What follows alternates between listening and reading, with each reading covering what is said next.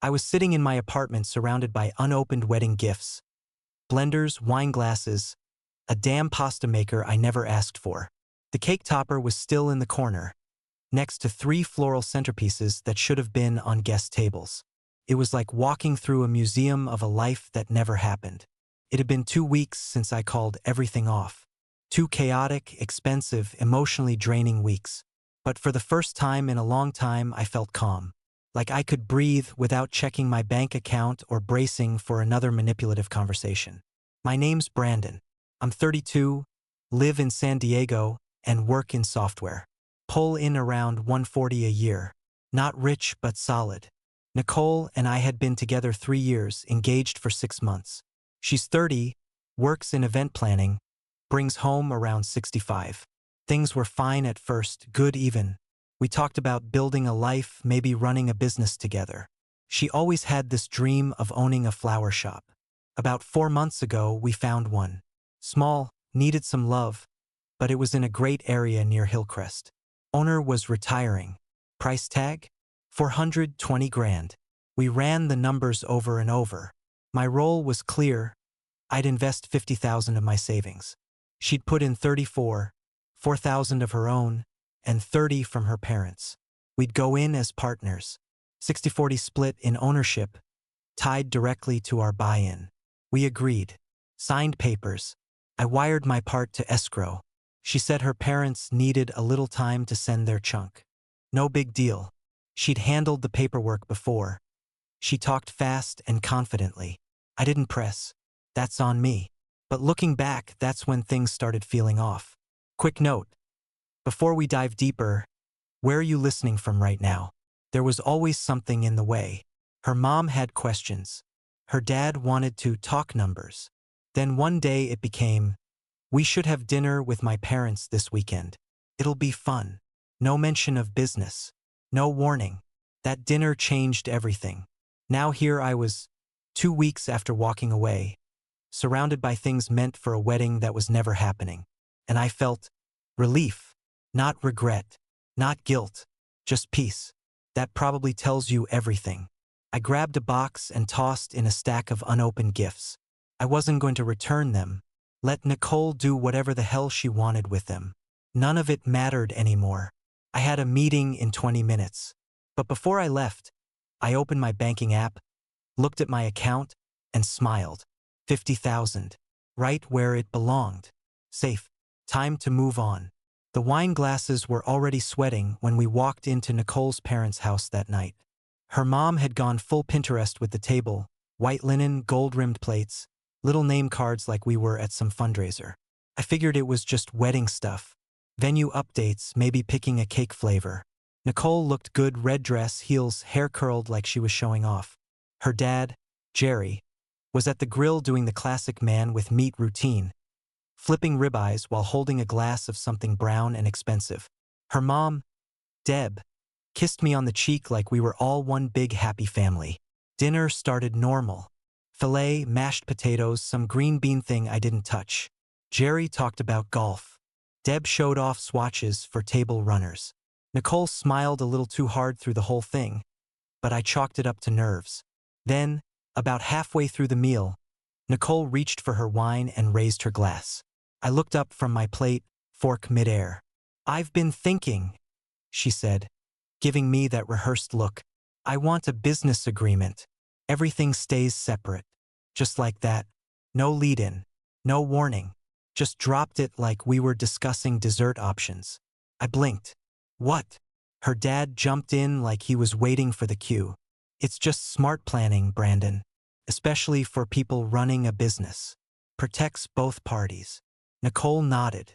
"Separate bank accounts, separate taxes, and if things don't work out, we each leave with what's ours." I stared at her. "So, a prenup?" "Not exactly," she said fast. "Just a business structure. Everything else stays how it is." I tilted my head. "Everything else?" She looked down, then back at me. "It's not personal. I just think it's best. We each take care of our own finances, keep things clean." I sat back, trying to keep my face still. "And the flower shop?" "That's joint, of course," she said. We're both on the license. I let that sit for a second. So, let me get this straight. You want me to invest 50 grand into a shared business? But if the relationship falls apart, everything else stays clean and separate? She didn't answer right away. Jerry cleared his throat. That's how mature adults handle things these days. It's protection. Smart planning. I looked over at Nicole. So basically, I put up most of the money now, but later, if this blows up, you walk away with your stuff and I eat the risk. It's not like that, she said quickly. We'd both benefit. It's just about making sure we're covered. Think of it like insurance. Except I'm the only one paying the premium, I said, grabbing my phone from my jacket pocket. I scrolled down to a recent email. Perfect timing. Nicole leaned in. What do you mean? I said, tapping the screen. That's since we're keeping things separate.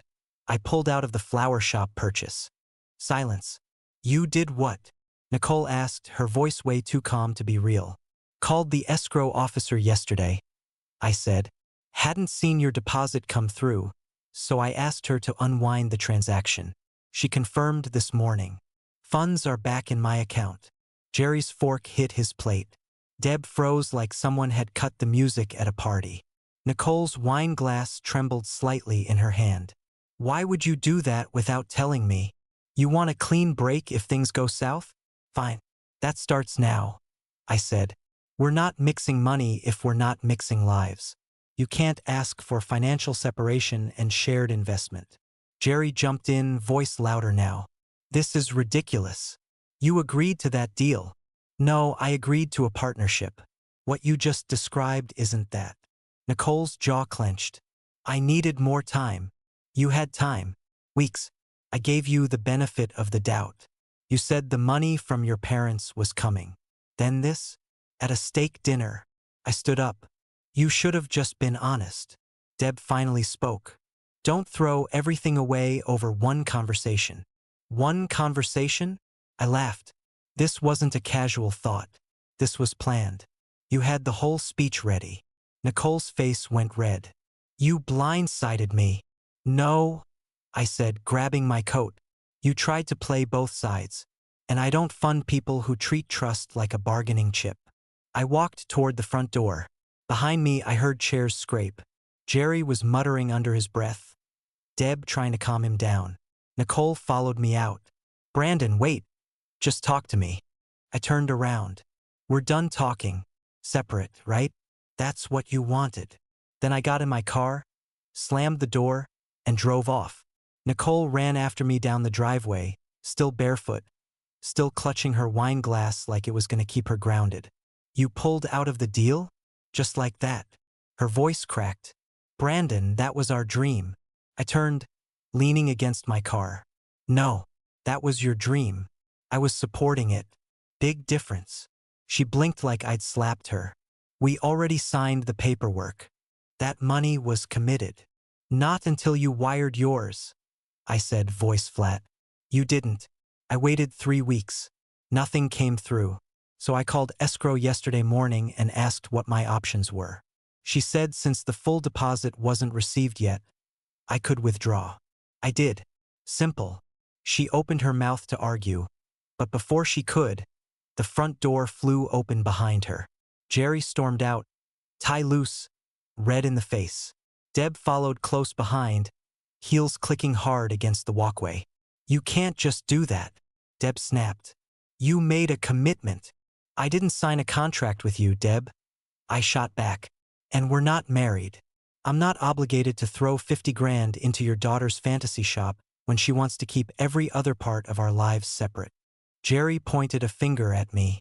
You blindsided us. That money from us was coming. I stared at him. Then why didn't it come? You guys had weeks. If you were serious, it would have been in escrow by now. But no, instead I get ambushed at a steak dinner with a prenup speech and a glass of wine. Nicole stepped forward, panicked now. Brandon, stop, please. You know I need your income to qualify for the business loan. They're counting on it. I won't get approved alone. I shook my head. Then maybe you should have considered that before asking for everything to stay clean and separate. You made your priorities clear. She put her hand on my arm, pleading. We can fix this. It was just a conversation. No, it was a choice. One you walked me into with your parents ready to co-sign it. You don't get to call it a conversation when you came in with rehearsed lines. Jerry's voice was shaking now. You selfish little. Don't. I cut in, holding up a hand. This isn't about you. This was between me and Nicole. And she made her position crystal clear. Deb looked like she was ready to explode. She gave up everything for you. She didn't give up anything.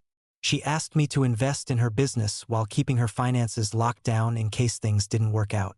That's not a partner. That's a hedge fund strategy. Nicole dropped her wine glass. It shattered across the driveway. She didn't even flinch. I didn't move either. Just stared at her. Brandon, she whispered. Please. The panic was all over her now. Fast breaths. Red eyes, voice shaking. I already told the landlord we were moving forward, she said. I already gave them the $5,000 deposit. I raised an eyebrow. You gave them your money? Or your parents? She hesitated. Jerry jumped in. Ours. Then you better start calling them back. Because it's not happening. I turned and opened my car door. Deb yelled something behind me, but I didn't hear it. Nicole tried to follow, but Jerry stopped her. For once, he understood he couldn't scream his way out of this one. I sat down, shut the door, and locked it before she got the chance to reach for the handle. Nicole was standing in the middle of the driveway now, arms hanging limp at her sides, tears finally rolling. I didn't say another word, just pulled out slow and drove down the street, their voices echoing behind me like a bad memory I was already deleting. By the time I hit the freeway, I felt the weight lift. Not because it was over, because I knew it had never been real in the first place. By the time I walked into work the next morning, I already had 2 missed calls from Nicole and one from an unknown number that was probably her mom. I didn't answer any of them. I figured if she had something to say, she'd put it in writing, just like she did with that everything separate, clean and simple text. But around lunch, I got an email from the escrow officer. The seller has terminated the transaction due to lack of buyer funding. Earnest money will not be refunded per agreement. $5,000 down the drain. Her $5,000, or technically her parents. And I knew exactly how this was going to play out. Nicole tried. I'll give her that. She must have called every loan officer in San Diego before noon. One of my buddies in real estate said her name hit 3 different mortgage brokers in a 4-hour window. Word got around quick. Problem was, without my income on the paperwork, she barely qualified for half the purchase price. She didn't have assets, didn't have credit depth, didn't have a business plan strong enough to carry the loan on her own. At 2:15, I heard yelling from the front of the building. I looked up from my desk and saw Jerry through the glass doors. Red face, pointing at the receptionist. My stomach dropped. I walked out to the lobby and didn't even get a word in before he spun toward me. You cost us $35,000, he shouted, loud enough that people in the hallway turned to look. You arrogant little bastard. How dare you pull out after everything we invested? I kept my voice low. First of all, lower your voice. This is my workplace. You don't get to silence me, he snapped. That was our daughter's dream, your fiancé's dream, and you blew it up because of one conversation. I pulled out my phone and opened the messages. Scrolled down until I found it. Held it up. This is her text from the night before dinner, I said, keeping my arm steady. Let's talk about keeping finances separate, clean and simple. Might be best for both of us. He swatted my hand away. Don't twist her words. I'm not. I'm quoting them. Deb had probably coached him, but he was unraveling too fast to stick to any plan. Spit flying. Face purple. I watched the receptionist pick up the phone and press 3 numbers, probably calling security. Good. You left her high and dry, he said, stepping closer. You embarrassed her in front of her family, and you ruined her reputation. No, I said. She did that when she tried to double dip, wanted my money for the business, but none of the risk if the relationship failed. I protected myself. That's what you said was smart, right? He lunged forward like he was going to grab me, but 2 building security guys showed up and slid between us fast. "Sir," one of them said, holding out an arm. "You need to leave. Right now." Jerry pointed at me over the guard's shoulder. "This isn't over. You'll hear from us." "Great," I said. "Put it in writing." They escorted him out while he kept yelling back at me. Everyone in the lobby just stood there watching like it was a reality show. I went straight to HR, filed a report, and sent over the building footage. They said they'd flag him if he tried to come back. Nicole didn't call again that day. Didn't text either. But I saw her Instagram story, just a black screen with the caption, "Some people will show their true colors when money's involved." Yeah. They sure as hell will.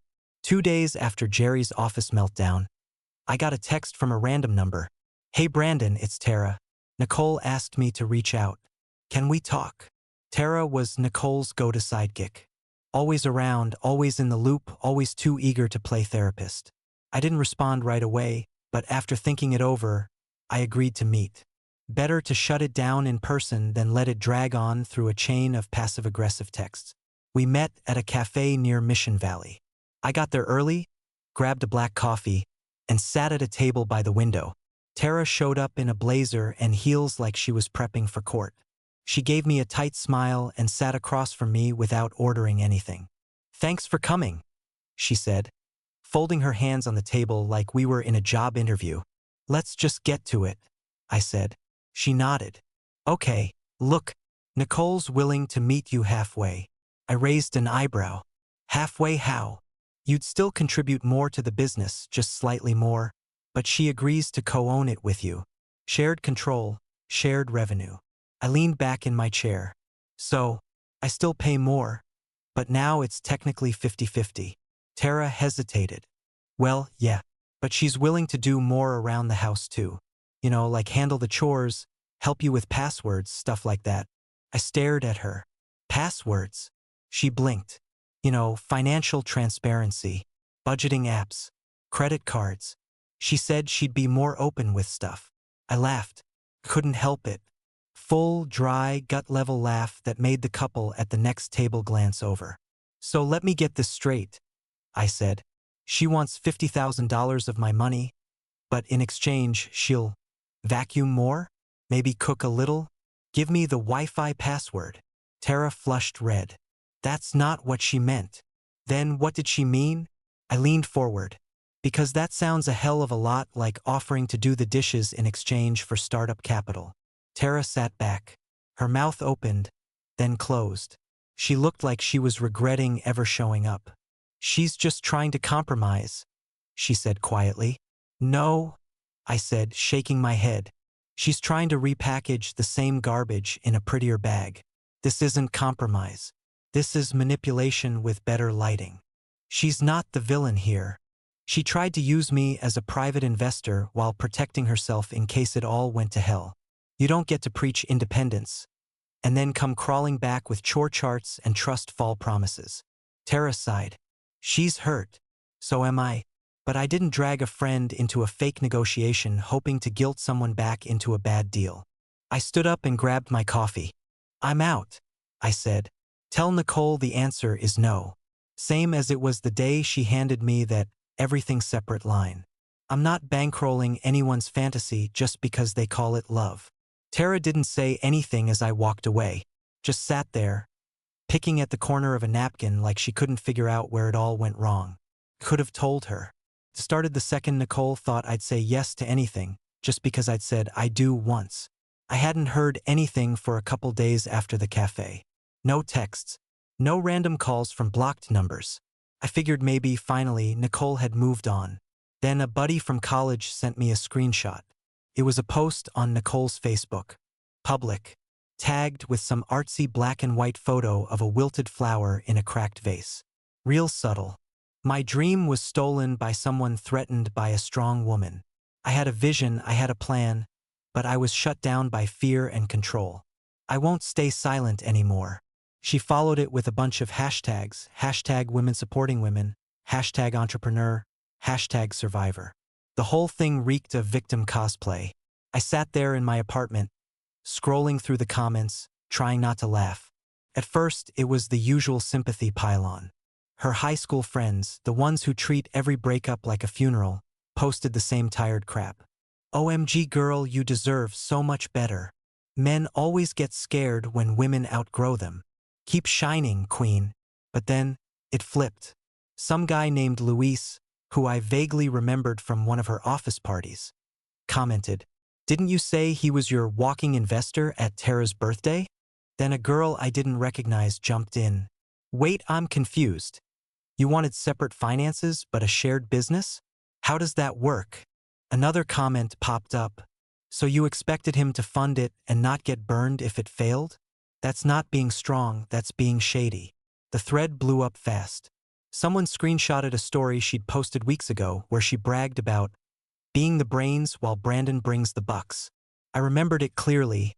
I was standing next to her when she posted it. I even told her it sounded bad. She'd rolled her eyes and said, "People know it's just a joke." Apparently, they didn't. Her coworkers chimed in, and that was the final nail. One of them wrote, "This is messy. If you needed his income to qualify, you weren't exactly doing this solo." Another added, "Maybe don't frame it like a feminist cause when it's just a bad business pitch." The whole thing unraveled within hours. Nicole started replying to comments, trying to clarify, saying it was more complicated than it looked, and that outsiders didn't understand the nuance. That only made it worse. By the time I checked again that night, the post was gone. Deleted. Vanished like none of it had happened. But the damage was already done. People were talking. Screenshots were floating around group chats. Even my cousin texted me, "Dude, you dodged a bullet." Yeah. No kidding. I didn't respond to any of it. Didn't comment, didn't post, didn't defend myself. I didn't need to. Nicole had done all the heavy lifting. Turns out, when you try to turn yourself into the hero of a fake struggle, real people see right through it. Especially when you screw up the math. 3 days after Nicole nuked herself on Facebook, I got a message from her dad. "Let's meet. Just talk. Neutral ground. Dinner's on us." Against my better judgment, I agreed. Not for them, for closure. I needed to hear how far they were willing to stretch this circus. Plus, if he acted out again in public, I'd have witnesses. We met at this upscale Italian place in La Jolla. White tablecloths, dim lighting, waiters in vests. Jerry, Deb, and Nicole were already seated when I walked in. Nicole wouldn't look at me. Deb smiled like none of this had happened. And Jerry? Guy had a manila folder sitting next to his wine glass. "Here we go." I sat down. Ordered a club soda. No one spoke until the bread came. Then Jerry cleared his throat, opened the folder, and slid a sheet of paper across the table like it was some big legal reveal. "Brandon," he said, "we've worked up a new proposal. A fair one." I didn't touch the paper. He tapped the chart. "You contribute 60,000. Nicole contributes 40. Equal ownership. 50-50. You're both listed on the business license. Shared profit, shared equity. Fair. Balanced." I looked him in the eye. "Why would I do that?" Deb leaned forward, voice all soft and pleading. "Because this isn't just about money. It's about starting a life together. Building something real. What's a little imbalance at the start when you're building a future?" I turned to Nicole. She still hadn't said a word. "So let me get this straight," I said.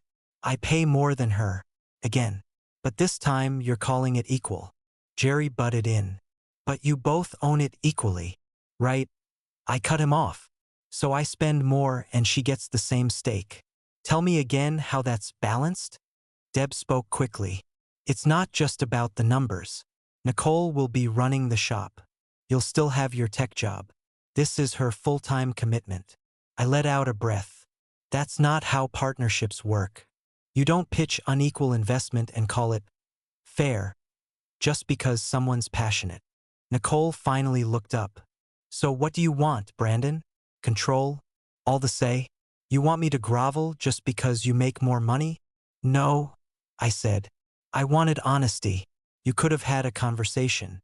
Instead, you ambushed me with a prenup speech and expected me to fund your dream while you stayed protected." She slammed her hand on the table, silverware jumping.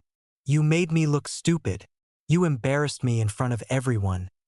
My parents, my friends. No, I said calmly. You did that. When you tried to use me and got caught. The table went dead silent. Jerry's nostrils flared. Deb looked like she might cry. Nicole? She looked like she didn't even know who she was anymore. You're really not going to compromise? She asked, voice sharp and bitter. No, I said. You showed me exactly how you operate. You think partnerships are about emotion. They're not. They're about risk and accountability. You asked me to carry the risk and then screamed when I said no. Jerry gathered up his folder. You're making a mistake. Pretty sure the mistake was ever agreeing to dinner. I stood up, dropped a 20 on the table for the soda, and walked out. Didn't look back. Didn't need to. They weren't there for resolution. They were there to try one last angle, and I shut it down cold. 2 days after that disaster at the restaurant, I got a letter dropped at my door. Certified. Legal letterhead. Some boutique firm downtown. It was from Nicole's new attorney. Someone her parents probably found. The opening line hit me like a joke. This letter serves as formal notice of intent to pursue damages related to breach of promise and financial harm incurred due to canceled nuptials and business plans. I read it twice, then sent a photo to my attorney. He called me laughing. Breach of promise? What is this, 1940? He said. She's got no case. You didn't sign anything. You didn't exchange vows. No contract, no damages, no legal standing. She's reaching, I said. She's drowning, he replied. I forwarded him every text, especially the one where she literally said, let's keep things separate, clean and simple. That shut the door on any claim she had. But the real fun started with the ring. I'd let it go for a while, tried to be decent. We weren't married, and technically, engagement rings are a gray area depending on the state. But after the lawyer stunt, I was done playing nice. So I texted her directly. You can drop the ring off at my place or mail it. If I don't have it by Friday, I'll file a property claim. She left me on read. Friday came, and right before noon, a small padded envelope showed up in my mailbox. No note, no name, just a tiny white box inside. I opened it and pulled out the ring. Same band, same setting, wrong stone. I stared at it under the kitchen light. Something was off. The diamond looked duller, more flat.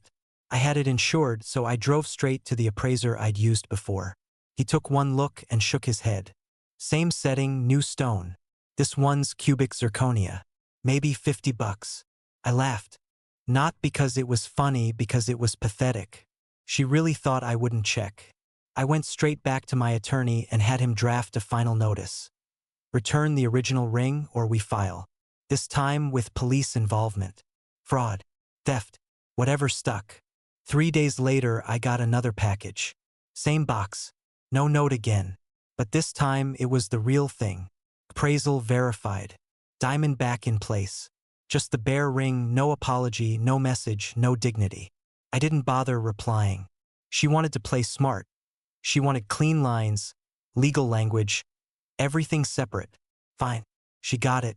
And then some. The knock came on a Sunday morning just after 10. I wasn't expecting anyone, and I definitely wasn't in the mood for company. I looked through the peephole and felt my jaw lock. Nicole, her parents, and some woman in a blazer holding a clipboard. I opened the door, but only halfway.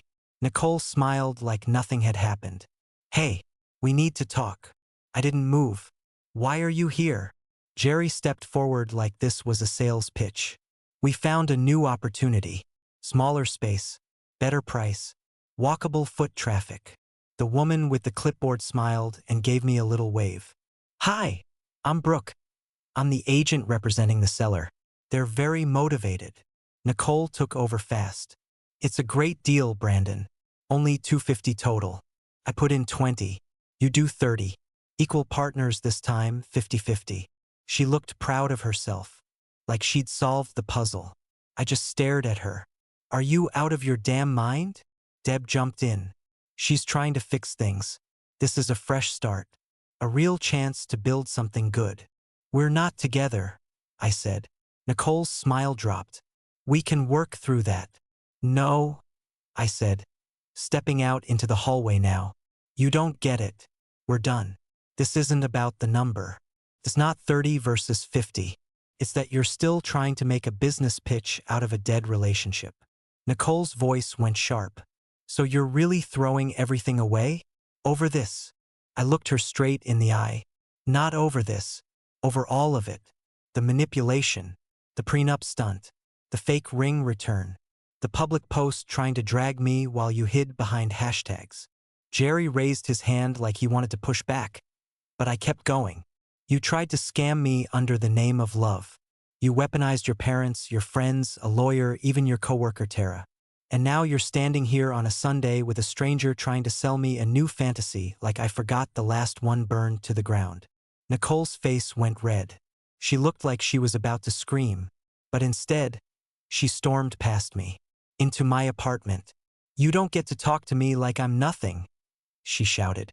You don't just walk away and act like I never mattered. Get out, I said, pointing to the door. Right now. She was pacing in the living room, eyes wide. You said you loved me. You said we were building a future. Jerry pushed past me next. Brandon, calm down. She's emotional. She's trespassing, I snapped. You all are. Brooke, the real estate agent, looked completely panicked now.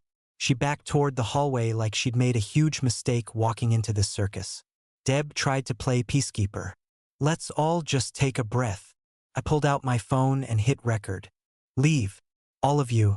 Now. Or this footage goes straight to building security and the police. They froze. Nicole glared at me like she didn't even recognize the man standing in front of her. I can't believe you turned into this. No, I said, opening the door wide. You just finally saw me stop pretending. They shuffled out slowly. Nicole last, still muttering under her breath. Jerry gave me a final dirty look. Brooke apologized 3 times on her way out. Door slammed. Locked. Chain on. An hour later, I got an email from building management. We received a complaint about a loud incident at your unit. This is a formal warning regarding disturbances and unauthorized visitors. I didn't even flinch. I pulled up the hallway footage from my Nest Cam, attached the video, and sent it to the leasing office with a simple subject line: trespassing and harassment documentation. 2 days later, Nicole got a written notice from management. Any further unauthorized visits and she'd face formal action, including police involvement. That was the last time she ever showed up. A week after that final stunt in my hallway, I got an email from Nicole with a PDF attached. Subject line: shared responsibility. Inside, a breakdown of wedding costs. Venue, catering deposit, her dress fittings, half of it circled. She'd already paid and now wanted me to reimburse her.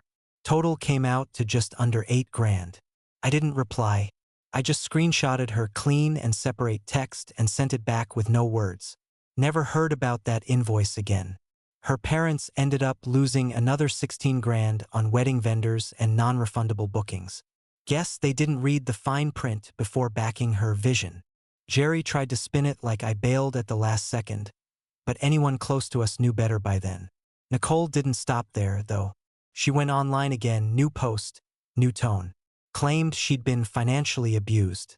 Said she'd been misled, taken advantage of, gaslit by someone who weaponized money. That one didn't stick either. Too many people had seen the first post. Too many screenshots. A couple of her co-workers even called her out. One of them DM'd me. She really thought no one would remember what she said? Unreal. The final straw came when she tried to get my mom involved. My mother, retired business attorney, smart as hell, and not someone you bullshit. Nicole called her. Said she just wanted to understand what went wrong. My mom told her, flat out, you didn't want a husband. You wanted an investor with benefits. My son pulled out of a bad deal. That's not abuse. That's good judgment. That phone call ended real quick. Last I heard, Nicole was back living at her parents' house in Escondido. She's still calling herself a survivor on socials. Still posting motivational quotes about rising from betrayal. Someone even sent me a screenshot of her new dating profile. Right there in the bio, looking for someone generous, ambitious, stable, ready to build with a strong woman. Translation: still shopping for a wallet with arms. As for me, I took the 50 grand I saved and dropped it into a couple smart investments. Clean sectors, tech ETFs. I'm already seeing gains. No more joint ventures. No more dreams dressed up as relationships. Next time I date, if I date, it'll be with someone who wants me. Not my balance sheet,